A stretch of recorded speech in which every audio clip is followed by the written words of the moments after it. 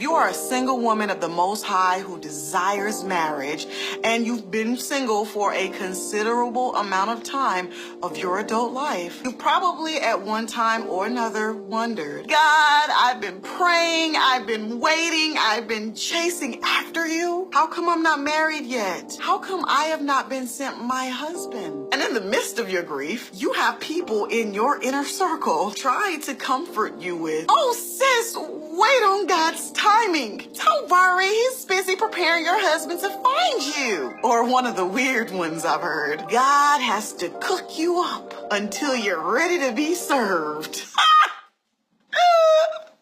Can I share something with you, sis? Stop listening to them people. Don't get me wrong, they mean well. They mean well. But unfortunately, their overly religious responses are unhelpful and very ineffective. In fact, I can't even stand courtship theology in the way it is presented in the mainstream church. And I personally see the negative effects manifested in many different ways. For example, I recently came in contact with a 51-year-old virgin who had never been asked out by a guy before. Never. Now, while there were many women praising her for waiting on God and holding to her principles and saving herself for her husband, I immediately started thinking, why are we celebrating this? Why aren't we asking questions? Is this even healthy? Why has she never been asked out on a date?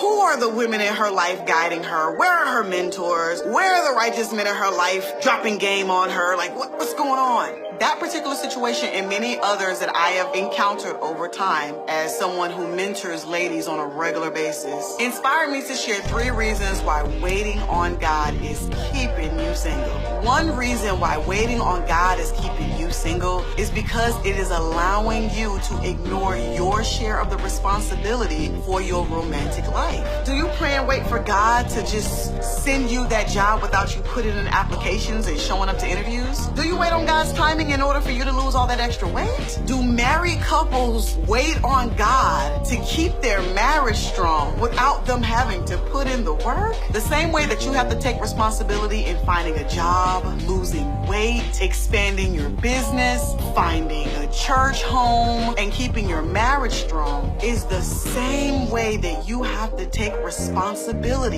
to pursue marriage and obtain a husband. But Torah, how do I take responsibility? Well, start off by setting measurable goals for yourself. Do you want to be married by the year 2022? If so, set the goal. If you don't meet it, you just don't meet it, but you have the goal. Have you developed a strategy towards those goals? For example, I will meet 3 new people a week, or I will go on 2 dates each month, and then execute your strategy towards those goals. You can rely on God to provide the seed, sis, but you have to be the one to plant the seed and to till the land so that you can reap the harvest. Another reason why waiting on God is keeping you single is because it allows you to hide behind your fear and insecurities under the guise of faith. See, sis, you put on this unwavering faith for God when in reality you're scared and you don't know what to do with yourself, nor are you ready to leave your comfort zone. I gotta keep it 100 with you, sis. If churchianity didn't give you these cute little religious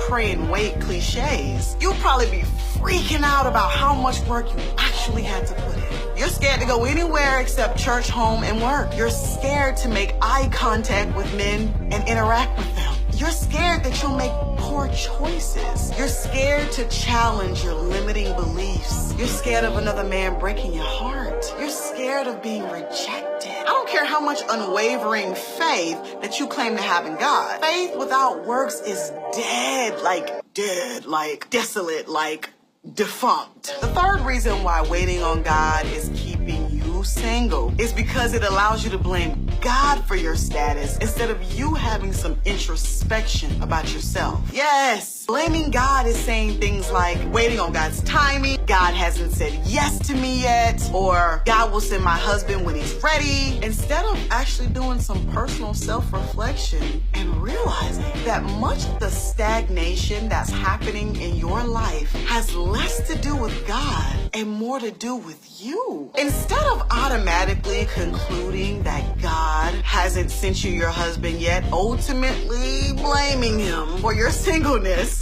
You scapegoating God, sis. You're scapegoating God.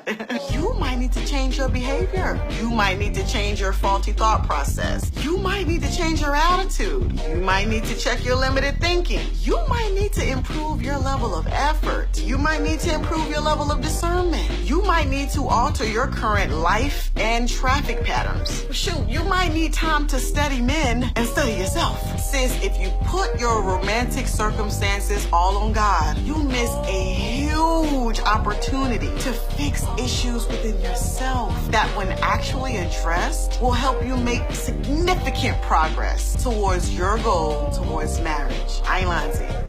I ain't lying.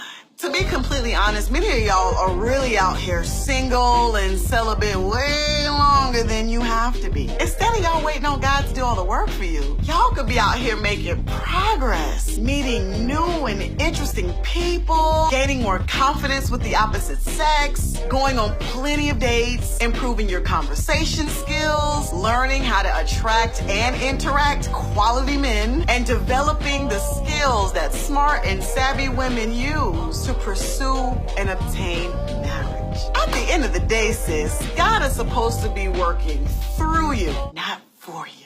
So sis, have some introspection, take responsibility for your desires, set goals, take action regardless of your fear, and make the much needed progress you genuinely desire on your journey towards marriage. If you've enjoyed this video and you would like to start planting fertile seeds in order for you to reap a harvest in your romantic life, please go to datewithsense.com for more information on how I can help you reach those goals.